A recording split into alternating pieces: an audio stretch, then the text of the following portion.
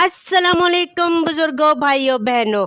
सादी ने एक दोस्त से शिकायत की कि फ़लाँ शख्स ने मेरी गैर परहेज़गारी पर गवाही दी है। उन्होंने कहा, तुम नेक बनकर उसे शर्मिंदा कर दो।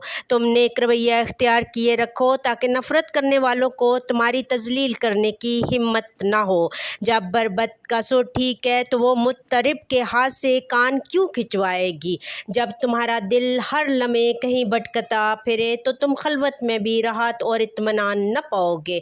अगर तुम्हारे पास इज़्ज़त और दौलत, खेती और तिजारत है मगर दिल खुदा से लगा है तो तुम खलवत नशीन हो। हम लोगों पर दरवाज़े बंद करके घर में बैठ जाते हैं कि कहीं कोई हमारे बारे में बुरी बात ना फैलाए। जब आलमुल गैब को जानने वाला पोशीदा और ज़ाहिर से आगाह है तो दरवाज़ा बंद रखने का क्या फ़ायदा। आप मेरे चैनल को लाइक, शेयर, सब्सक्राइब करें। Thank you.